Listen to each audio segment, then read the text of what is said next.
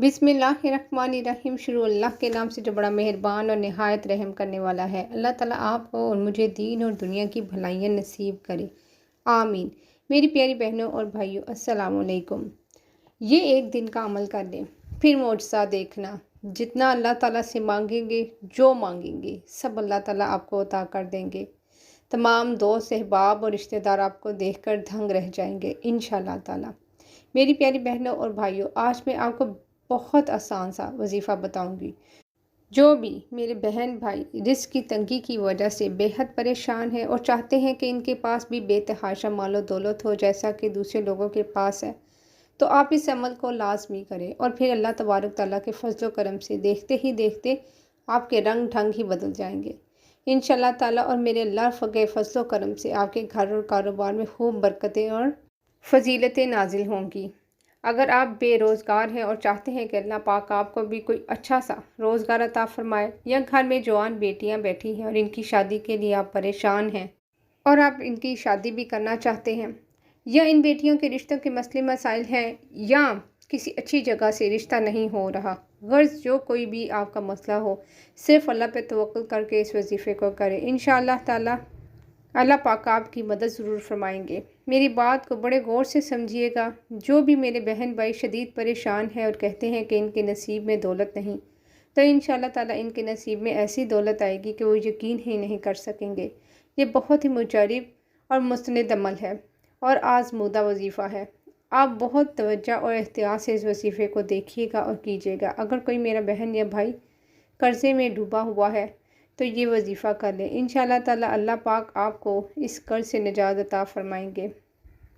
इंशाअल्लाह ताला जब आप इस वजीफ़े को करेंगे, आपके रिज़्क़ के जितने भी मसले मसाइल हैं वो हल हो जाएंगे।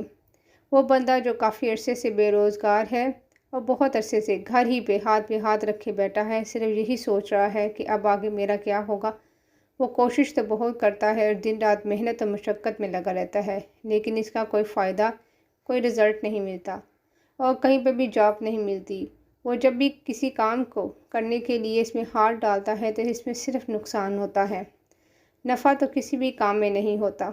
आज हम आपको जो वजीफ़ा बताने जा रहे हैं, मैं पूरी गारंटी से कहती हूँ कि इंशाअल्लाह ताला मुझे अल्लाह पाक की ज़ात पे पूरा यकीन, एतमाद और भरोसा है, और आप लोग भी सिर्फ़ और सिर्फ अल्लाह पाक की ज़ात पे ही यकीन करते हुए मुकम्मल वज़ाइफ़ किया करें। आप लोग कोई भी वजीफ़ा करते वक्त दिल में वसवसे और किसी भी शक का शुबा ना रखा करें और खूब दुआ किया करें और इस मसले के हल के लिए मेहनत और जुस्तजू भी किया करें।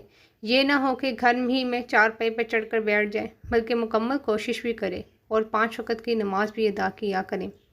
फिर अल्लाह पाक आपकी ऐसे तरीके से मदद करेंगे और आप पर ऐसा करम होगा कि पूरी दुनिया हैरान होकर देखती रह जाएगी।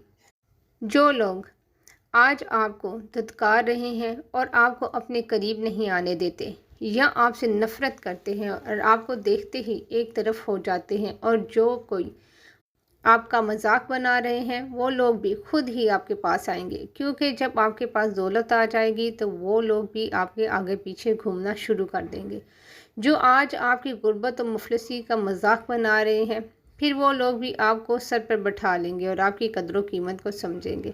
जब भी आप लोग ये वजीफ़ा करने लगे तो इस वजीफ़े को करने के लिए किसी भी ख़ास वक्त की कोई पाबंदी नहीं।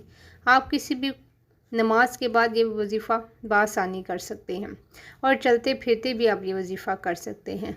जब भी आपको वक्त मिले, काम मुकम्मल होने के बाद ये वजीफ़ा हर रोज़ ही करना है, लेकिन बेहतर यह है कि पहले आप 2 रकअत नमाज नफल सलातुल हाजात पढ़ लें और अपने गुनाहों की माफ़ी भी मांगें, फिर इसके बाद वजीफ़ा करें। रब करीम हम सब को अपने हिफ्ज़ व ईमान में रखे। बहरहाल इंसान को अपनी ज़िंदगी में मुश्किल और आसान दोनों किस्म के हालात का सामना होता है। कभी माशी खुशहाली, खुशगवार घरेलू ज़िंदगी, तंदरुस्ती, मकासद में कामयाबी और औलाद की फरमाबरदारी जैसे सैकड़ों खुशियाँ इनकी ज़िंदगी में बहार बनकर दाखिल होती हैं, और कभी हालात ऐसा पलटा खाते हैं कि माली तंगदस्ती, घरेलू नाचाकी, इम्तिहान में नाकामी, दफ्तरी परेशानी, बीमारी, ख़ानदानी दुश्मनी, नाजायज़ मुकदमाबाजी और कारोबारी पेचीदगी जैसी कई मुश्किलें इसकी ज़िंदगी को خزاں رسیدہ اور ویران بنا دیتی ہیں۔ اسی لیے ہمیشہ پروردگار سے کسی ناگہانی مصیبت اور دکھ تکالیف سے پناہ کی دعا کرتے رہا کریں۔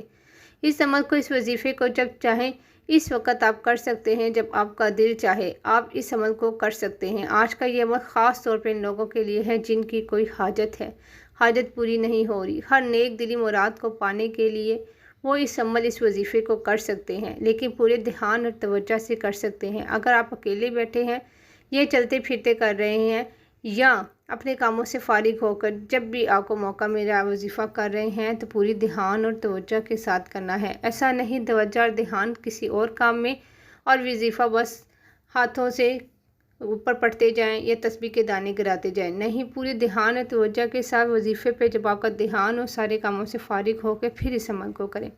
ہر نیک مقصد میں کامیابی حاصل کرنے کے لیے آپ اس عمل کو کر سکتے ہیں۔ اور سب سے بڑی بات کہ اگر آپ روزانہ اس عمل، اس وظیفے کو کر کر اللہ سے جو بھی دعا مانگیں گے وہ دعا آپ کی قبول ہوگی۔ یہ یقیناً آزمایا ہوا عمل ہے۔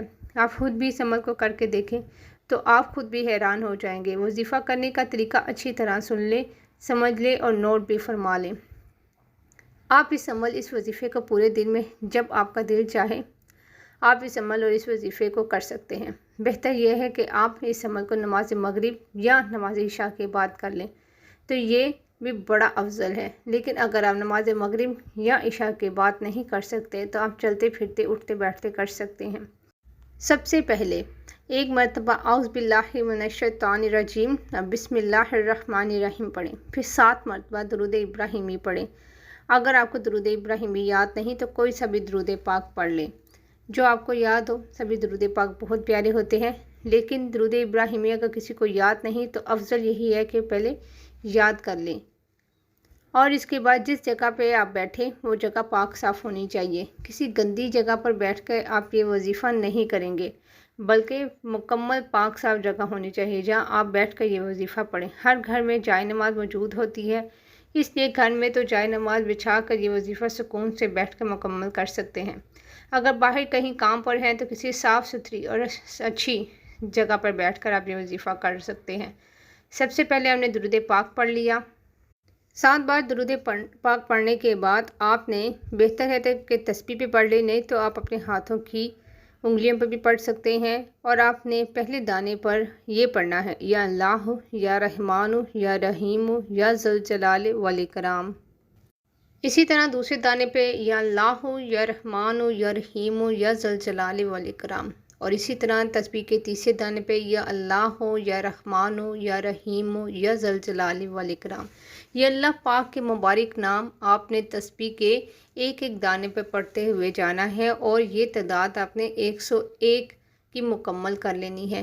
اور اس کے بعد آپ نے استغفر اللہ، استغفر اللہ، استغفر اللہ، استغفر اللہ 101 مرتبہ پڑھنی ہے۔ اس کے بعد آپ نے 7 مرتبہ درود پاک پڑھ لینا ہے۔ جو درود پاک آپ نے شروع میں پڑھا تھا آپ وہی پڑھ لیں، اور اس کے بعد آپ نے خوب دعا مانگنی ہے۔ جتنی آپ دعا مانگ سکتے ہیں، جو مانگ سکتے ہیں اللہ تعالیٰ سے مانگ لے۔ اتنے طاقتور اللہ کے ناموں سے جب مانگیں گے تو یہ کیسے ہو سکتا ہے کہ اللہ تعالیٰ اپنے بندے کو مایوس لوٹا دے۔ اپنی تمام حاجتوں کے لیے، مرادوں کے لیے، بیماریوں کے لیے، تکلیفوں کے لیے، قرض کے لیے اللہ پاک سے رو رو کر، گڑ گڑا کر دعا مانگے، اللہ پاک ضرور کرم فرمائیں گے۔ میری پیاری بہنوں اور بھائیوں، نمازوں کی پابندی کے ساتھ اتنے طاقتور تسبیح، اللہ تعالیٰ کے ناموں کی تسبیح کے ساتھ جب آپ اللہ تعالیٰ کو پکاریں گے تو یقیناً اللہ تعالیٰ آپ کی حاجت کو فوراً قبول کر لیں گے۔ خود بھی اس عمل کو کریں اور ویڈیو کو شیئر بھی کر دیں۔ جزاک اللہ۔